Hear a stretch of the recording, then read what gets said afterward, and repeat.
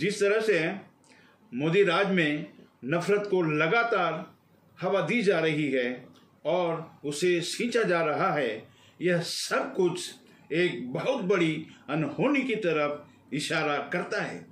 और इन सब पर मोदी जी की खामोशी से पूरा देश दुखी और बेचैन हो गया है।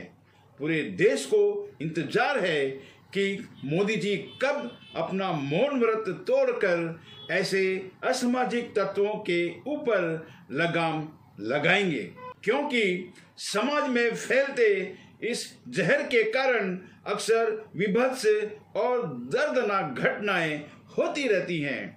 आगे बढ़ने से पहले मैं बता दूं कि मैं हर उस घटना की कड़े शब्दों में निंदा करता हूं जिसमें इंसानियत शर्मसार होती है।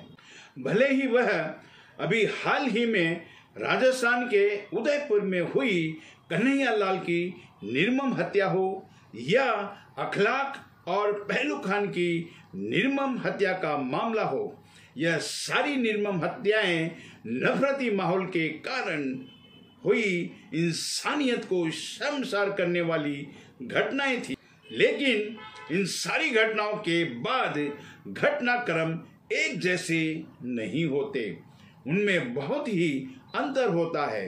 वह यह कि भाजपा हमेशा खुलेआम दोहरा मापदंड अपनाती है। अगर भाजपा शासित राज्यों में बड़ी से बड़ी घटनाएं भी होती हैं तो गोदी मीडिया पर वो ज्यादा देर तक चर्चा में नहीं रह पाती हैं और उसकी जिम्मेदारी भी भाजपा सरकार पर नहीं थोपी जाती, बल्कि इसके विपरीत कई बार आरोपियों के समर्थन में बयानबाजी, कार्यक्रमों का आयोजन या बकायदा रैलियां भी निकाली जाती हैं, जिससे समाज में नफरती माहौल को बढ़ावा मिलता है। यहाँ पर कुछ उदाहरण देना चाहूँगा।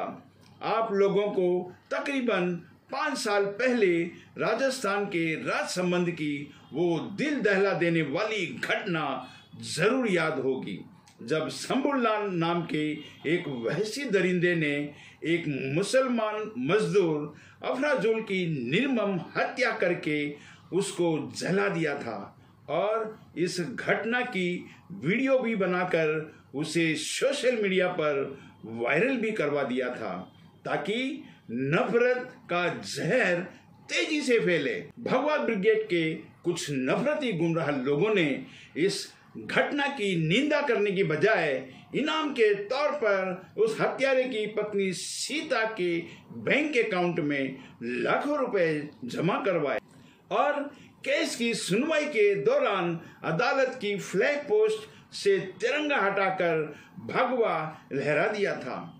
कई जगह उसके समर्थन में प्रदर्शन भी हुए थे। जम्मू के कठुआ में भी जब एक 8 साल की मासूम आसिफा के साथ सामूहिक बलात्कार करने के बाद उसकी निर्मम हत्या कर दी गई थी, तो वहां के स्थानीय भाजपा नेता ने उन वहशी दरिंदों के समर्थन में रैली निकाली थी। कभी जहरीले भाषणों से, कभी दुर्घटनाओं को संप्रदाय का रंग देकर हफ्तों तक गोदी मीडिया में उछालकर पूरे देश में जहरीला वातावरण तैयार करने की पुरजोर कोशिश होती रहती है।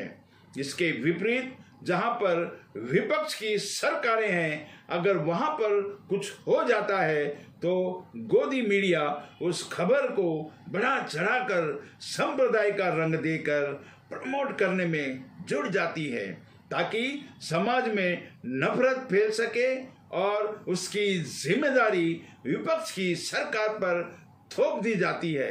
यहाँ तक कि इन प्रयासों में पुलिस और विपक्षी सरकारों पर झूठे आरोप तक लगा दिए जाते हैं। अभी कुछ दिन पहले ही राजस्थान की कांग्रेस सरकार पर गोदी मीडिया के पत्रकार अमन चोपड़ा ने यह आरोप लगाया कि सरकार ने दिल्ली के जहांगीरपुरी इलाके में एक मस्जिद के अतिक्रमण को ध्वस्त करने के बदले में राजस्थान के अलवर में एक मंदिर को ध्वस्त कर दिया। जबकि इस क्षेत्र की नगर पालिका भाजपा के अधीन आती है और भाजपा के फैसले से ही यह मंदिर ध्वस्त हुआ था। राजस्थान पुलिस धार्मिक भावना को भड़काने के आरोप में जब अमन चोपड़ा को गिरफ्तार करने यूपी पहुंचती है तो भाजपा ने कानून को धत्ता बताते हुए अमन चोपड़ा को साफ बचा लिया और राजस्थान पुलिस को खाली हाथ यूपी से लौटने को मजबूर कर दिया, ताकि ऐसे चाटुकार पत्रकारों का हौसला दिन प्रतिदिन बुलंद होता रहे और इसी तरह नफरत का जहर समाज में घोलते रहें। इसके विपरीत मोहम्मद जुबैर, जो कि भाजपा की झूठी खबरों का भंडाफोड़ करता था जिससे समाज में नफरत ना फैल सके, उसे एक ट्विटर के फेक अकाउंट की रिपोर्ट पर दिल्ली पुलिस ने गिरफ्तार कर लिया। अब अकाउंट भी डिलीट हो चुका है। उनको सच बोलने और समाज में नफरत ना फैलने की कोशिश में गिरफ्तार किया गया है। यहाँ पर मैं बता दूं कि मैं भी सभी धर्मों की इज्जत करने के पक्ष में हूँ। किसी को भी दूसरे धर्म के लोगों की धार्मिक भावनाओं को ठेस पहुंचाने का कोई भी अधिकार नहीं है। अभी हाल ही में राजस्थान के उदयपुर में 2 वहशी दरिंदों ने कन्हैया लाल की निर्मम हत्या कर दी, जिसकी मुसलमानों समेत सभी धर्मों ने कड़े शब्दों में निंदा की। मुसलमानों ने तो यहाँ तक कहा कि इनको कड़ी से कड़ी सजा मिलनी चाहिए। कन्हैया लाल की शव यात्रा के दौरान इकट्ठी हुई भीड़ में से किसी ने एक पुलिसकर्मी की गर्दन पर तलवार से वार कर दिया, जिससे वह पुलिसकर्मी बुरी तरह घायल हो गया। लेकिन गोदी मीडिया ने अपनी आदतानुसार इस पर भी मोर्चा खोल दिया और हिंदू मुस्लिम करते हुए यह आरोप लगाया कि यह हमला मुस्लिम कट्टरपंथियों ने हत्यारों पर हुई पुलिस कार्रवाई से नाराज होकर कर दिया, ताकि दंगा फसाद और भड़के। लेकिन राजस्थान पुलिस ने समझदारी दिखाते हुए इसे फेक न्यूज करार दे दिया और कहा कि हमलावर मुस्लिम नहीं था। फिर गुरुग्राम से एक भगवा उन्मादी भीड़ का वीडियो भी वायरल हुआ, जिसमें वे लोग मुसलमानों को मारने काटने की बात कर रहे थे और इस्लाम के बारे में भी अभद्र भाषा का इस्तेमाल कर रहे थे। दिल्ली के जंतर मंतर पर आयोजित भगवा भीड़ के द्वारा भी आसमानी किताब यानी कुरान शरीफ पर खुलेआम बैन लगाने की नाजायज मांग की गई। यहाँ पर गोदी मीडिया और हिंदू संगठनों की रिएक्शंस कतई सही नहीं है, क्योंकि जब देश के सभी मुस्लिमों ने इस हत्या का विरोध करते हुए आरोपियों के खिलाफ सख्त से सख्त कार्रवाई की मांग की है, तो सभी मुसलमानों और इस्लाम के खिलाफ किसी को भी कुछ गलत नहीं बोलना चाहिए। मोदी जी, अब तो आप इस देश के प्रधानमंत्री होने के साथ साथ मालिक भी हैं। सारी सरकारी संस्थाएं आपके अधीन हैं। अंग्रेजों का भी हुक्म लोगों ने इस तरह नहीं माना होगा जैसा आजकल लोग आपका हुक्म बजाने के लिए लाइन में खड़े होकर अपना नंबर आने के लिए इंतजार करते हैं, क्योंकि उन्हें पता है कि एक बार आपका हुक्म बजा दिया तो उनको कम से कम 2-3 पीढ़ी कुछ भी करने की जरूरत नहीं है।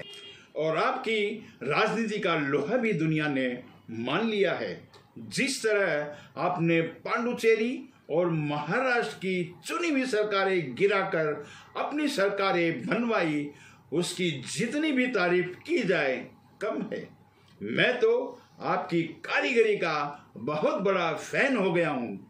आप जैसा सोचते हो, जैसा चाहते हो, वैसे वैसे आपको मिलते चला जाता है। इस देश को आप हिंदू राष्ट्र बनाना चाहते हैं तो खुशी से बनाइए, लेकिन मुसलमान तो आपके किसी भी काम में रुकावट नहीं डाल रहे हैं। मुसलमानों पर विश्वास तो करके देखिए, आपके लिए जान दे देंगे। आपको पता होगा कि छत्रपति शिवाजी के खास अंगरक्षकों में मुस्लिम भी थे। बाला साहेब ठाकरे के पर्सनल स्टाफ में भी मुस्लिम होते थे, और जब लाल कृष्ण आडवाणी ने रथ यात्रा निकाली थी तो उसका ड्राइवर भी मुस्लिम ही था। महात्मा गांधी का बावर्ची भी मुस्लिम ही रहा। यह सारे मुसलमान चाहते तो इन सारे लोगों को नुकसान पहुंचा सकते थे, लेकिन उन्होंने अपने फर्ज से कभी गद्दारी नहीं की, क्योंकि बहादुरी और वफादारी मुसलमान के खून में होती है। तभी तो मुसलमानों ने आज़ादी की जंग में बढ़ चढ़कर हिस्सा लिया और कुर्बानियां भी दी। अंग्रेज उस वक्त मुसलमानों से सबसे ज्यादा डरते थे। मोदी जी, आपकी खामोशी को तोड़िए और जो लोग मुसलमानों को नुकसान पहुंचाना चाहते हैं उनको रोकिए। मुसलमानों को आप प्यार और विश्वास दीजिए। ये लोग आपको देश के हर अच्छे कामों में आगे नजर आएंगे। मोदी जी, आप खुद सोचिए कि इन 8 सालों में इनको कितना सताया गया और कितना बदनाम किया गया, यहाँ तक कि गद्दार भी बोला गया। लेकिन कोरोना काल में सबसे बढ़ चढ़कर इन्होंने ही योगदान दिया। कुछ हिंदू परिवार अपने परिवारजनों को अंतिम क्रियाक्रम करने से भी डर रहे थे, लेकिन मुसलमानों ने बिना कोरोना से डरे अपना फर्ज निभाते हुए उनका अंतिम क्रियाक्रम किया और मरीजों के लिए भी दूसरी हर किस्म की सेवाएं पहुंचाते रहे। तो सोचिए मोदी जी, अगर आप इन पर अपना प्यार और विश्वास लुटाएंगे तो ये लोग आपको देश हित में क्या क्या नहीं करके दिखाएंगे। इसी के साथ मैं आप लोगों से विदा लेता हूँ। जो लोग मेरे चैनल पर नए हैं प्लीज सब्सक्राइब कर लें और बेल आइकन के बटन को भी दबा लें ताकि नए वीडियोस आप लोगों को मिलते रहें। अगर किसी को मेरा यह वीडियो पसंद आया है तो प्लीज सब्सक्राइब, कमेंट और लाइक करना ना भूलें। जय हिंद।